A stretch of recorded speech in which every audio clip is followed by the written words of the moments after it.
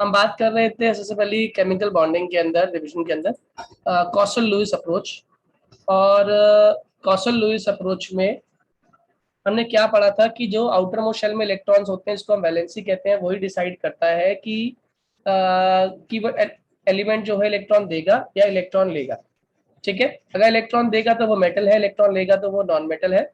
और इसी के बेसिस पे ऑक्टेट रूल डिसाइड हुआ, जो कहता है कि हर एटम जो बन रहा है वो इस हिसाब से बनता है कि आउटर मोस्ट शेल में उसके पास 8 इलेक्ट्रॉन हो। इसमें एक ही एक्सेप्शन है, हमारा हीलियम। ठीक है, और अब ये तो जो हीलियम एक्सेप्शन है इसको ड्यूप्लेट कहते हैं। इसकी जो कुछ लिमिटेशन, सबसे पहली लिमिटेशन है हमारा एक्सपेंडेड ऑक्टेट। अब एक्सपेंडेड ऑक्टेट का मतलब क्या होता है? जैसे SF6 है, PCl5 है, ये वो मॉलिक्यूल्स हैं जिसके अंदर सेंट्रल एटम के पास जो टोटल नंबर ऑफ इलेक्ट्रॉन्स है वो ज्यादा है। किससे ज्यादा है? 8 से ज्यादा है। जैसे एग्जाम्पल तौर पर सल्फर की बात करें तो सल्फर के पास आउटर मोस्ट में 6 पहले से ही थे, एक और से कंबाइन कर गया वो। ठीक है, fluorine fluorine fluorine fluorine fluorine और फ्लोरीन। अब ये एक एक इलेक्ट्रॉन के साथ शेयर कर जाएगा, और शेयर करने के बाद ये से कंबाइन कर जाएगा, और कितने हो जाएंगे टोटल इसके पास? टोटल हो जाएंगे 12। याद रहेगा? हाँ या ना? Yes sir. तो ये कौन सा ऑक्टेट है? एक्सपेंडेड ऑक्टेट है। PCl5 में देखें तो 1 2 3 4 और 5, और ये कंबाइन किससे कर रहा है? Cl से। और Cl के पास कितने आउटर मोस्ट में? 7 होते हैं वैसे तो, मैं एक दिखा रहा हूँ खाली यहाँ पे। तो ये वाला पूरा हो गया, Cl पूरा हो गया, Cl पूरा हो गया, Cl पूरा हो गया, Cl पूरा हो गया, और फॉस्फोरस से कितने हो गए टोटल? फॉस्फोरस टोटल हो गए हमारे 10। क्या मेरी बात समझ आ रही है? हाँ या ना? Yes sir. ठीक है, तो ये एक्सपेंडेड ऑक्टेट था।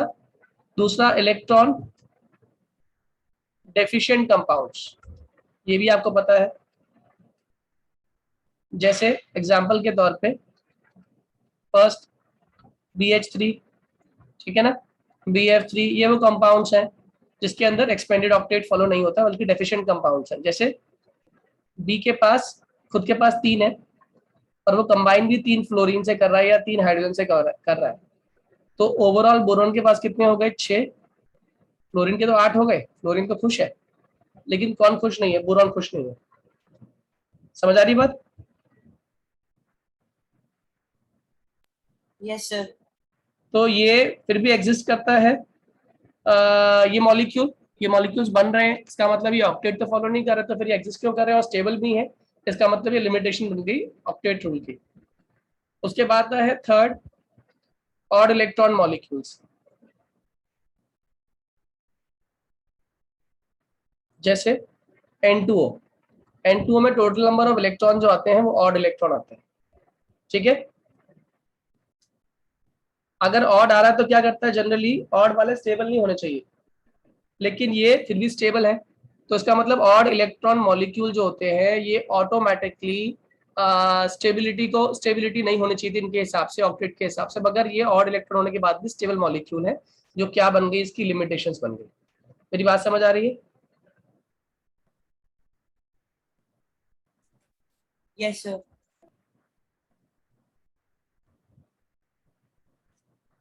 इसके बाद आता है हमारा नेक्स्ट टॉपिक, आयनिक बॉन्ड क्या है, कोवलेंट बॉन्ड क्या है। सभी को पता है, बताने की जरूरत तो नहीं है। आयनिक बॉन्ड, कोवलेंट बॉन्ड में कोई इशू? आयनिक बॉन्ड में क्या होता है जनरली? किसके विषय बनता है? मेटल और नॉन मेटल। कोवलेंट किससे बनता है? Non metal non metal. Non याद मेटल। रहेगा? सही है। आयनिक बॉन्ड में बनने वाला जो स्पेसिफिक बॉन्ड बनता है ना, उसको ब्रेक करने के लिए जो एनर्जी चाहिए उसको बोलते हैं लैटिस एंथैल्पी। एंथैल्पी मतलब एनर्जी। बेसिकली तो ये है क्या? Lattice enthalpy bond dissociation enthalpy का ही नाम है। आया ना? तो बॉन्ड डिसोसिएशन एंथैल्पी जब एक आयनिक कंपाउंड के बॉन्ड को तोड़ने के लिए चाहिए, उसका नाम क्या होता है specifically? Lattice enthalpy.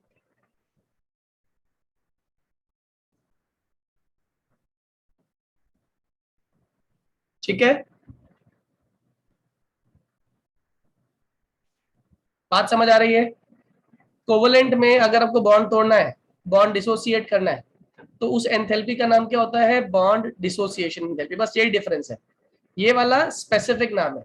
Lattice enthalpy is a specific name given to bond breaking, और बॉन्ड कोवेलेंट बॉन्ड में बॉन्ड ब्रेक करने को हम लोग क्या बोलते हैं, बॉन्ड डिसोसिएशन एंथैल्पी। याद रहेगा, याद रहेगा। Yes, sir. इसके बाद कंडीशन आती है आयनिक बॉन्ड बनाने की कंडीशन क्या क्या होती हैं, ये भी आपको पता है। आयनेशन एंथैल्पी कैसी होनी चाहिए, लो होनी चाहिए। Low. इलेक्ट्रॉन गेन एंथैल्पी क्या होनी चाहिए, High. हाईली नेगेटिव, है ना। और पोलराइजेबिलिटी क्या होनी चाहिए, ज्यादा हाई पोलराइजेबिलिटी। ये कंडीशंस है हमारी आयनिक बॉन्ड बनाने के लिए, याद रहेगा। Yes, clear sir. है। अच्छा, इसके बाद एक टर्म आती है बॉन्ड ऑर्डर और बॉन्ड लेंथ, पता है या नहीं, what is bond order, what is bond length, quickly, time waste नहीं करना। एक मॉलिक्यूल के अंदर दो एटम्स आपस में कितने बॉन्ड से जुड़े हैं, वो बॉन्ड ऑर्डर है।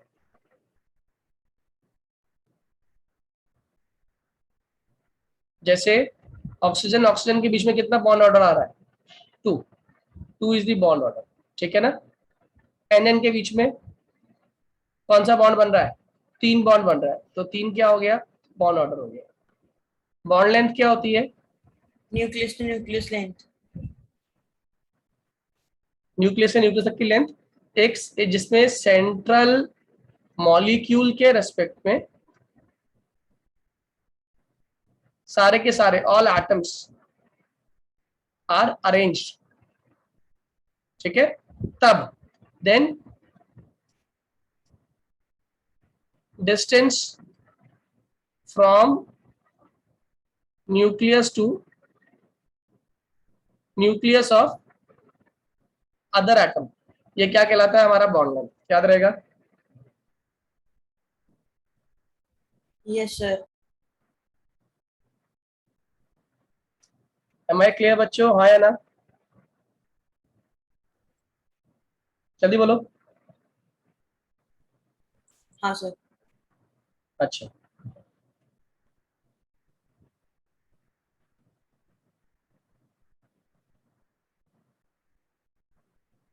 आगे देखो।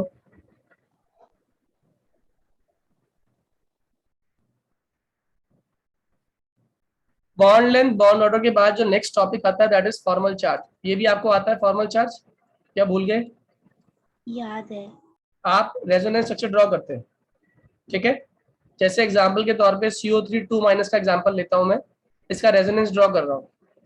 सबसे पहले तो C के पास कितने ऑक्सीजन है, तीन ऑक्सीजन है, और ऑक्सीजन के पास कितने इलेक्ट्रॉन्स हैं, देखो ध्यान से, छह छह इलेक्ट्रॉन थे ऑक्सीजन के पास, आया ना। एक नेगेटिव चार्ज ये लेके बैठा, यानी कि एक चार्ज इलेक्ट्रॉन इसके पास आ गया, एक इलेक्ट्रॉन इसके पास आ गया, सही है। तो यहाँ पे कितने हो गए इसके पास, इस कार्बन के पास देखे तो ऑक्सीजन के साथ इसने डबल बॉन्ड बनाया, कोवेलेंट बॉन्ड, और दो बन गए बॉन्ड बिकॉज O के पास चार्ज इलेक्ट्रॉन के तौर पे फालतू था, O माइनस के तौर पे, जिसने कार्बन के साथ बॉन्ड बना लिया। क्लियर है। Yes, sir.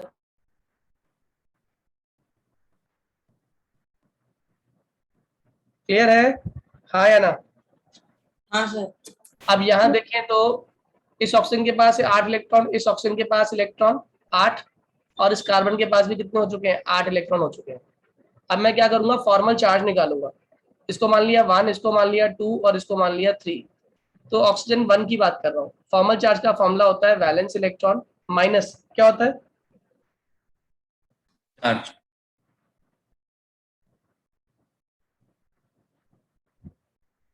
क्या होता है, valence electron minus charge. Charge, share pair of electrons या bond pair of electrons, bond pair minus half into lone pair. Minus half LP electrons, ठीक है। आगे समझो, फर्स्ट वाले ऑक्सीजन के पास कितने वैलेंस इलेक्ट्रॉन है, 6। कितने बॉन्ड पेयर है इसका, एक बॉन्ड बना रहा है यानी कि 2। कितने लोन पेयर बच्चे हैं अभी इसके पास, 1 2 3, यानी कि 6 इलेक्ट्रॉन्स। आंसर कितना आ गया, जल्दी बोलो, 1, हाँ या ना। जरा O2 और O3 का बताओ जल्दी से। O2 में कितने इलेक्ट्रॉन्स है, वैलेंस 6। कितने बॉन्ड बना रहा है, 1, यानी कि 1 मतलब 2 इलेक्ट्रॉन्स, एक bond equal to 2 electrons, minus half कितने लोन पे इलेक्ट्रॉन्स 6, कितना आंसर आ गया? ये भी कितना आ गया हमारा 1। जरा O3 चेक करो, जल्दी बोलो, जल्दी बोलिए कितना है O3 में?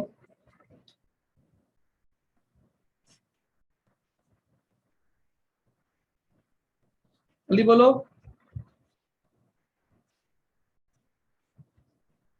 O3 में कितने हैं? वैलेंस तो चाहिए, कितने हैं बॉन्ड पे इलेक्ट्रॉन्स इसके? 4। 4 माइनस हाफ कितने लोन पेयर हैं?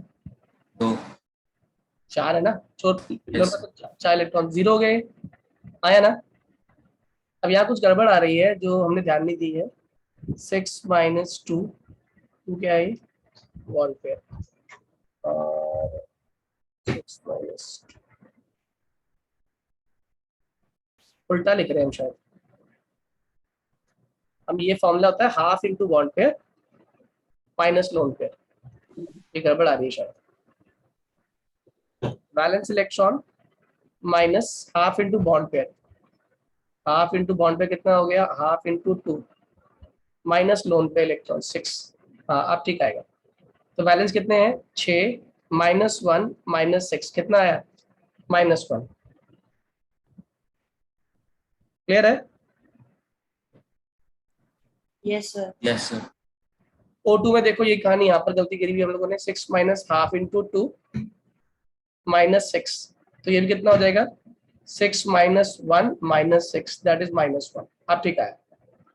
और यहाँ देखें तो 6 माइनस हाफ इंटू कितना है हमारा बॉन्ड पेयर? बाई चांस की बात है, बॉन्ड पेयर 4 ही है इसके अंदर, और -4 इक्वल टू 0।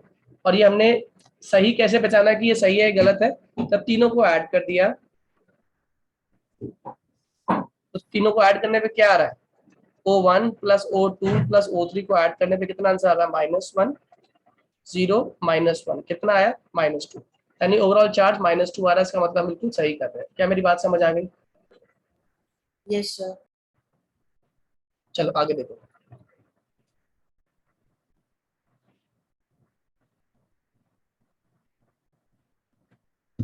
ये हुआ, इसके बाद है हमारा रेजोनेंस। क्या होता है रेजोनेंस? का मतलब होता है जब एक सिंगल स्ट्रक्चर पूरे मॉलिक्यूल की ज्योमेट्री को एक्सप्लेन नहीं कर पाता, तो सिंगल लुईस स्ट्रक्चर जो होता है, जब ये फुल मॉलिक्यूल की स्टेबिलिटी एक्सप्लेन नहीं कर पाता, तो हम क्या करते हैं? हम ड्रॉ करते हैं रेजोनेटिंग स्ट्रक्चर्स। ठीक है?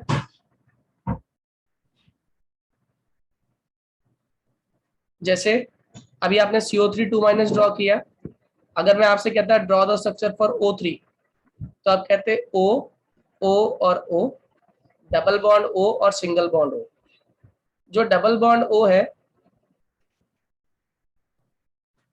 उसमें 4 बचेंगे लोन पेयर, जो सिंगल पेयर है तो 4 इलेक्ट्रॉन बचेंगे, पेयर नहीं। और जो सिंगल वाला O है उस पे 3 पेयर बचेंगे एज इट इज, यानी कि 6 इलेक्ट्रॉन। ये पहला बना कैनोनिकल स्ट्रक्चर। इसे बोलते हैं कौन सा स्ट्रक्चर? Canonical structure. क्योंकि डबल बॉन्ड है ना, डबल बॉन्ड में क्या होती है? शिफ्टिंग होती है पाई बॉन्ड की। अब क्या हुआ अगले स्ट्रक्चर में?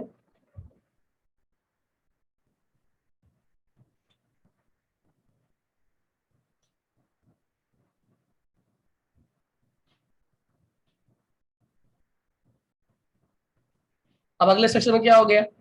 जो सिंगल बॉन्ड वाला था वो क्या बन गया? Double bond. तो इसका मतलब जो डबल वाला था वो सिंगल बन गया, उस पर कितने इलेक्ट्रॉन्स हो गए टोटल आपके पास? अब 6। और 6 वाले पे कितने आ गए? 4 आ गए। हाँ या ना? ये दोनों स्ट्रक्चर क्या कहलाते हैं? हमारे रेजोनेटिंग स्ट्रक्चर, या फिर इसको कहते हैं कैनोनिकल फॉर्म्स। कौन सी form? Canonical form. Canonical form जो होती हैं ये अपने आप में पूरे मॉलिक्यूल की ज्योमेट्री को एक्सप्लेन नहीं कर सकती, तो फिर क्या एक्सप्लेन कर सकती है? ज्योमेट्री को एक्सप्लेन करने के लिए what we require is hybrid structure. कौन सा स्ट्रक्चर? Hybrid structure. क्या होता है हाइब्रिड स्ट्रक्चर?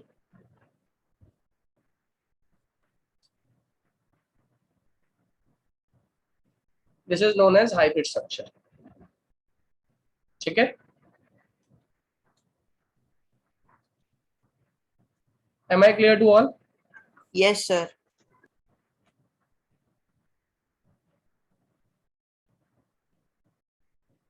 तो इस तरीके से हम रेजोनेटिंग स्ट्रक्चर ड्रॉ कर लेते हैं, और रेजोनेटिंग स्ट्रक्चर के बाद हम ये डिफाइन कर सकते हैं कि कौन सी फॉर्म स्टेबल है और कौन सी फॉर्म अनस्टेबल। अब इसके बाद आता है हमारा concept of VSEPR theory, valence shell electron pair repulsion theory. आसान सी थ्योरी है, अगर ध्यान दे तो। जो याद है क्या पॉइंट्स थे? अगर एक रेगुलर मॉलिक्यूल है, मैं इसकी आपको हिंट देता हूं, अगर एक रेगुलर मॉलिक्यूल है जिसमें कोई भी लोन पेयर नहीं है,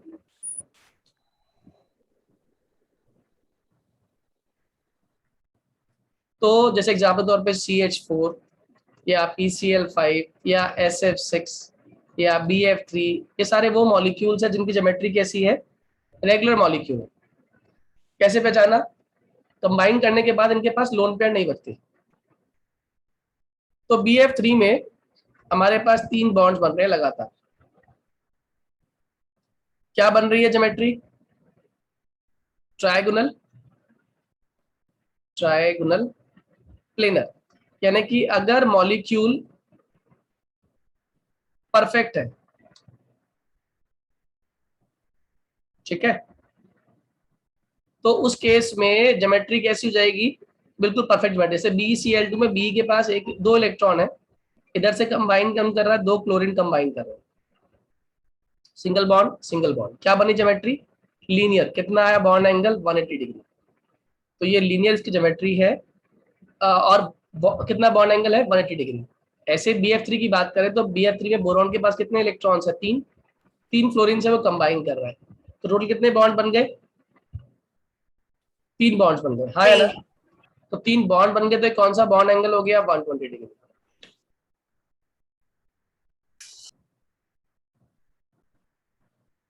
क्लियर है? Yes, sir. CH4 की बात करते हैं।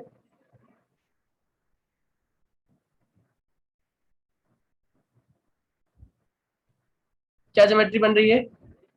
टेट्राहेड्रल। Tetrahedral. कितना होता है bond angle?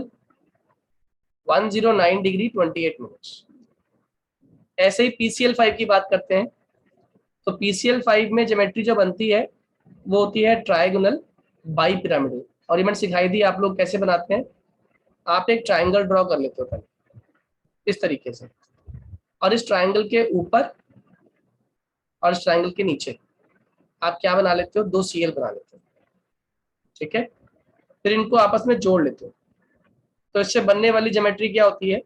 Trigonal bipyramid. Am I clear? एक बन गया पिरामिड, ऐसे नीचे बन गया पिरामिड। क्या मेरी बात समझ आ रही है? Yes, sir. ओके,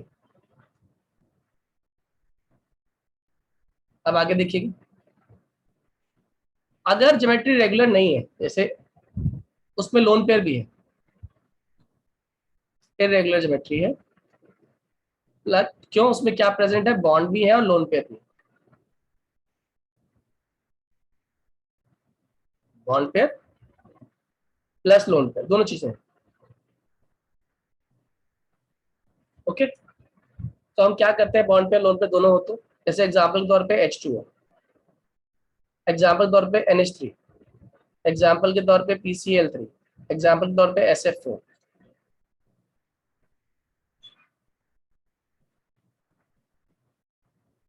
अब इसमें क्या देख रहे हैं हम? ठीक है, अब इसमें O के पास लोन पेयर बची हुई है, 2 लोन पेयर। NH3 में N के पास 1 लोन पेयर, PCl3 में E के पास 1 लोन पेयर, SF4 में S के पास 1 लोन पेयर। तो देखो होता क्या है, कंसेप्ट समझ लो।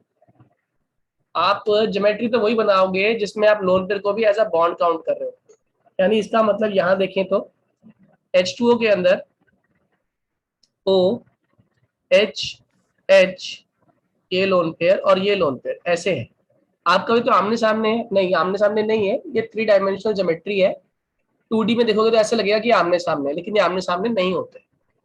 ओके, तो ये प्रेजेंट है स्पेस में, लेकिन ना आप देखो तो ज्योमेट्री अगर देखें ओवरऑल तो दिख रही थी, दिख क्या रही थी, एज अ टेट्राहेड्रल दिख रही थी। Am I clear? लेकिन लोन पेयर दिखाई देती नहीं है, खाली क्या दिखाई देती है, bond pair. Am I clear? जल्दी बोलिए। Yes, sir. दिखाई देता अल्टीमेटली खाली बॉन्ड पेयर, यानी कि जो ज्योमेट्री दिखाई देगी वो ये दिखाई देगी। और एक कैसी शेप है, ये बेंड शेप है। क्या मेरी बात समझ आ रही है? हाँ सर. ये बेंड शेप है। सेम कहानी NH3 केस में। NH3 में भी देखें तो चौथा जो है लोन पेयर है। ज्योमेट्री बन तो लगभग कैसी रही है, टेट्राहेड्रल जैसी ही बन रही है, हाँ या ना?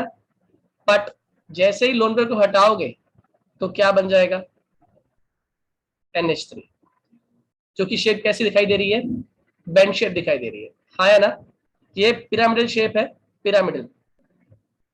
क्या मेरी बात समझ आ रही है आप लोगों को? बताओ PCl3 की Yes, sir. शेप क्या होगी? Sir, pyramidal. पिरामिडल। और SF4 की शेप क्या होगी, जल्दी बोलो। SF4 में टोटल बॉन्ड कितने हो गए, 4 और एक लोन पे 5। तो जरा ड्रॉ करता हूं मैं इसको ऐसे, SF एक लोन पेयर, एक बॉन्ड पेयर। अब क्या होगा, ये दबाएगा, ये इसको भी दबाएगा, इसको भी दबाएगा, इसको, क्योंकि लोन पेयर बॉन्ड पेयर को दबाती है, पता है ना? इसको हाँ बोलते हैं sir. Lone pair bond pair repulsion. तो क्या हो जाएगा इससे,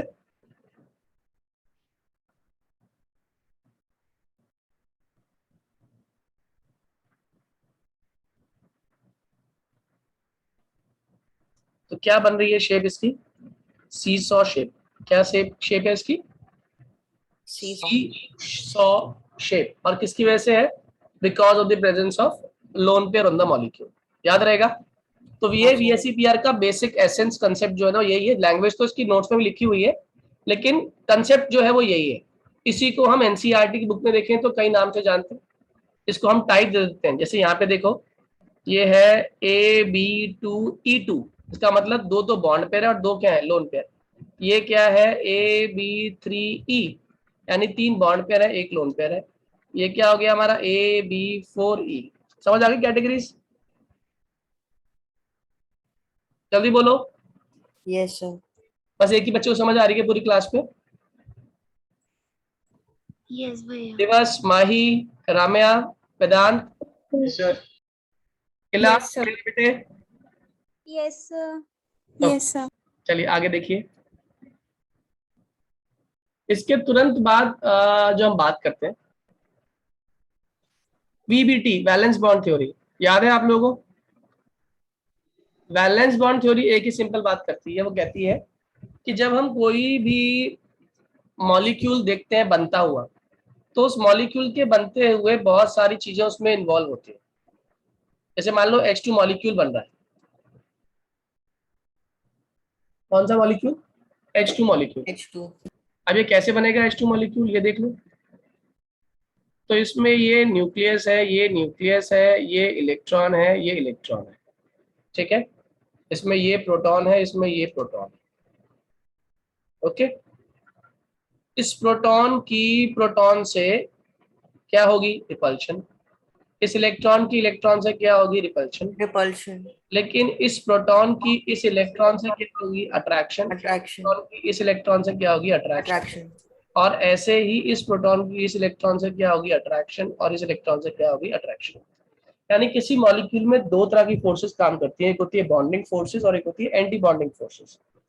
तो अगर बॉन्डिंग को हम ये मान लें अट्रैक्शन को रिप्रेजेंट कर रही है, और एंटी बॉन्डिंग या फिर रिपल्सिव फोर्सेस रिपल्शन को रिप्रेजेंट कर रही है, तो एक मॉलिक्यूल तभी बन सकता है जब बॉन्डिंग फोर्सेस ज्यादा हो, किससे, Repulsive forces. समझ आ रही बात, नहीं आ रही है? यानी कि number of attractive forces should be greater than that of number of repulsive forces। उस केस में आपका मॉलिक्यूल फॉर्म होता है, अदरवाइज मॉलिक्यूल नहीं बनता। याद रहेगा? हाँ सर. इसी को समझाने के लिए वैलेंस बॉन्ड थ्योरी में ही आगे उन्होंने बताया ऐसा है कि हमारे जो एटम है, एटम के अंदर जो इलेक्ट्रॉन मौजूद है वो ऑर्बिटल्स में प्रेजेंट है। ऑर्बिटल्स की शेप आप समझ लो, ये होता है एस ऑर्बिटल। तो अगर एस एस के साथ ओवरलैपिंग कर रहा है, इसको बोलते हैं हेड ऑन ओवरलैपिंग, क्योंकि एस सिमेट्रिकल है, कहीं से भी ओवरलैपिंग करो इलेक्ट्रॉन मिल जाएंगे आप। ये क्या कहलाता है हमारा एस एस ओवरलैपिंग, ठीक है। और एस एस ओवरलैपिंग का ही दूसरा नाम क्या होता है, head on overlapping. Head on overlapping. ऐसे ही हेड ऑन और भी बनते हैं हमारे, जैसे इस केस में एस के साथ अगर आप पी को रिप्रेजेंट कर रहे हो, ठीक है ना, ये पीजेड मान लो, ये पीजेड है जो एस के साथ कंबाइन कर रहा है, और ये आसानी से इसमें चला जाएगा।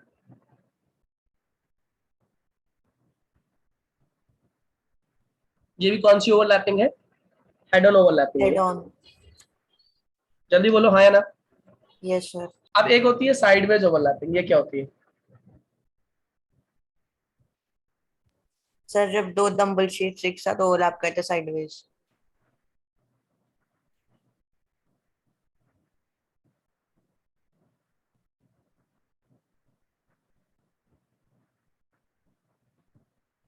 M I clear? Yes sir. Overlapping less है, हाँ या ना। Yes, sir. अगर ओवरलैपिंग लेस है तो क्या होगा, बॉन्ड कैसा बनेगा? वीक। ठीक है, और ये पाई बॉन्ड फॉर्मेशन करता है। Am I clear? Yes sir. Okay, ये वाला एक ऐसा केस है जब पीजेड पीजेड से ओवरलैप करता है हेड ऑन, तो उस केस में भी this is head on overlap, याद रहेगा। हाँ सर। हेड ऑन ओवरलैपिंग जो होती है ना बच्चों, वो सबसे स्ट्रांग होती है क्योंकि उसमें एक्सटेंट ऑफ ओवरलैपिंग ज्यादा होता है। और ये कौन सा बॉन्ड बनाता है, sigma bond. Sigma bond sigma. किससे बनता है, हेड ऑन से। और पाई बॉन्ड किससे बनता है, साइडवेज। साइडवेज। याद रहेगा। हाँ sir. Okay, so head on और साइडवेज ओवरलैपिंग समझ ली। अब मैं कुछ चीज और सिखा देता हूँ। एक होता है इन फेज ओवरलैपिंग और एक होता है आउट फेज ओवरलैपिंग। पता है क्या होता है? सर जब हम नेगेटिव और पॉजिटिव एक साथ ओवरलैप करते हैं वो आउट फेज होता है, और जब पॉजिटिव और सेम मतलब सेम एक साथ कुल वो ओवरलैप करते हैं तब इन फेज होता है। देखो अभी दोनों ओवरलैप करने वाले हैं, है ना। तो क्या होगा इस केस में, दिस इज इन फेज और आउट फेज?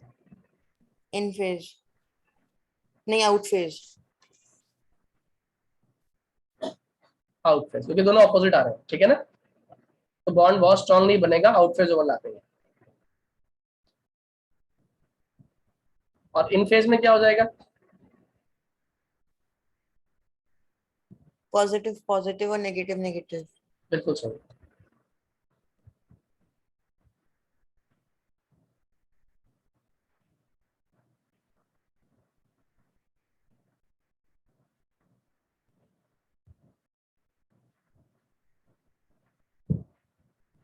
याद रहेगा। Yes sir. ओके,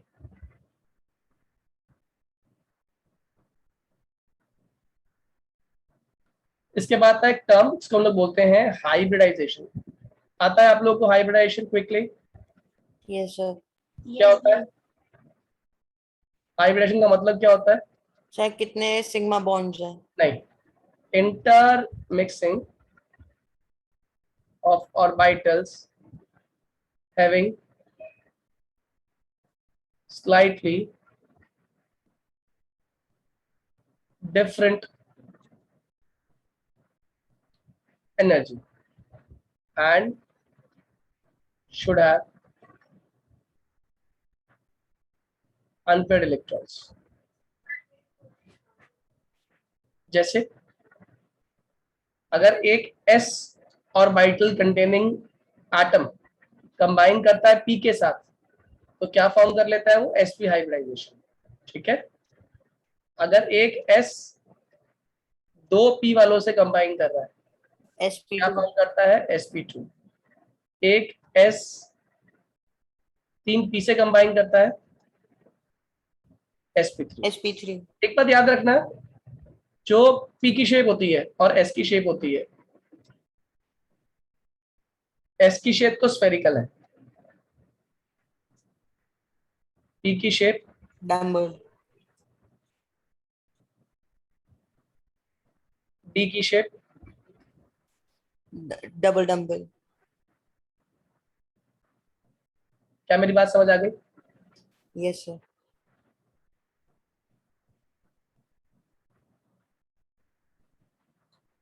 जैसे एग्जाम्पल पर मैंने कहा आपसे CH4 मॉलिक्यूल की, आप बताइए how to find out the hybridization. Sir sp3 रुक जाओ अभी। And structure and sigma bond.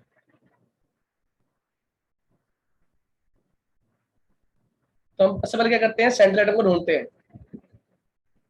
Central atom carbon है, कार्बन के अंदर एटॉमिक नंबर 6 है, कॉन्फ़िगरेशन।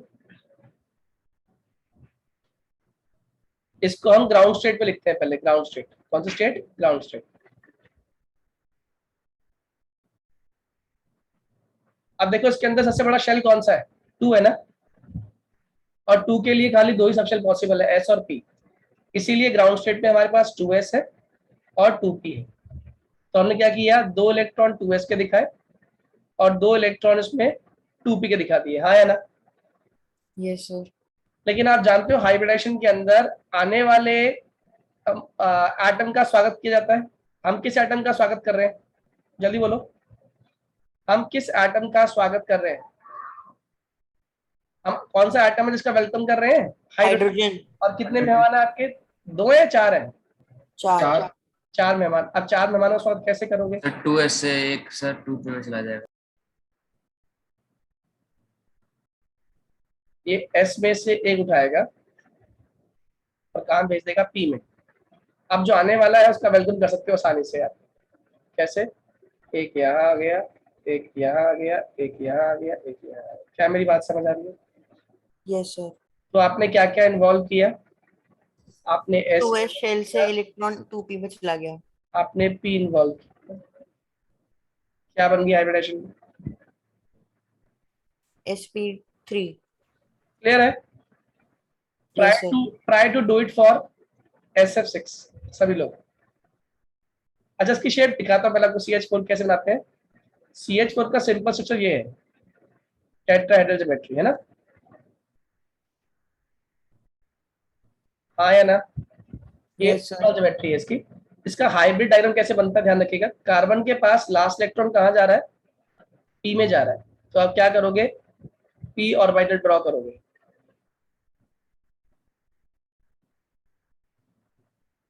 M I clear? ये कार्बन का P ऑर्बिटल ड्रॉ कर दिया हमने। इसमें ऑटोमेटिकली S इन्वॉल्व होता है बच्चों, कहने की जरूरत नहीं है, S तो इनके अंदर है ही। ठीक है, अब H से कंबाइन कर रहा है, H का कॉन्ट्रीब्यूशन क्या होता है, 1s1, यानी लास्ट इलेक्ट्रॉन कहाँ जा रहा है, S के अंदर। तो मैं क्या करूंगा, S S S और S। क्या मेरी बात समझ आ गई? यहाँ पे यस। दो इलेक्ट्रॉन, यहाँ दो इलेक्ट्रॉन, यहाँ दो इलेक्ट्रॉन और यहाँ दो इलेक्ट्रॉन, आगे दो दो इलेक्ट्रॉन। क्या बनी ज्योमेट्री, चार। क्लियर है? Yes sir. ठीक है, कौन सी बनी geometry, tetrahedral. Tetrahedral. Am I clear? और कितना है बॉन्ड एंगल, 109 डिग्री 28। 28 मिनट्स। समझ आ गई बात? Yes sir. एक करके दिखाओ आप लोग, SF6 का कर दिखाओ, सेम बना के दिखाओ SF6, 2 मिनट दिए करने के लिए।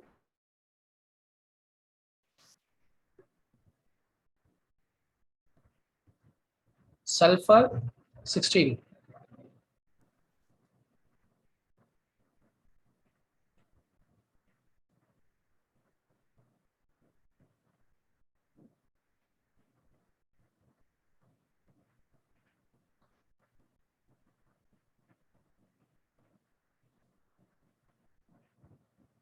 एक बात बताओ मुझे, this is 3s 3p and 3d। Why 3s 3p 3d? Because n की वैल्यू क्या है हमारी 3 है ना, थर्ड शेल है, तो 0 1 2 s p d तीनों ही पॉसिबल है, राइट। तो हम क्या करेंगे, s में कितने हैं इसके 3s में 2, p में कितने 4, 1 2 3 और ये क्या आ गया चौथा।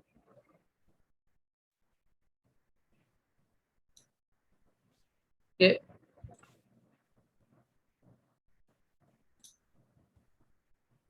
ध्यान देखिए जरा, दिस इज, यहां से एक इलेक्ट्रॉन उठा यहाँ चला गया, एक यहाँ से उठा यहाँ चला गया। बताओ कितने हो गए, कितने मेहमानों का वेलकम कर सकते हो आप? कितने? 6 one is s p p p d d, क्या बना, ये बना sp3d2। बात समझ आ गई? Yes sir. अच्छा, अब sulphur fluorine fluorine fluorine fluorine, ठीक है, एक फ्लोरीन ऊपर एक फ्लोरीन नीचे, ठीक है। ये क्या बन रही है shape, square bipyramid. Am I clear to all? Yes sir. और इसको चाहो तो उस शेप में दिखा सकते हो कि सल्फर का लास्ट इलेक्ट्रॉन कहाँ जा रहा है, पी में जा रहा है ना। तो हम क्या करेंगे, सल्फर के पी ऑर्बिटल्स ड्रॉ कर दो।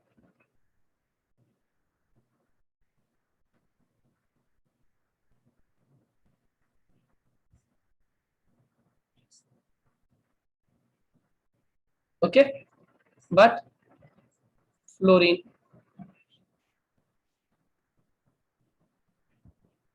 Fluorine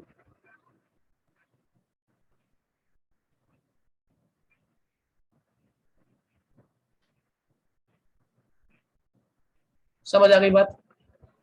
yes sir. Is it clear to everyone? ये कंसेप्ट समझ आ गया इतना? Now we are just left with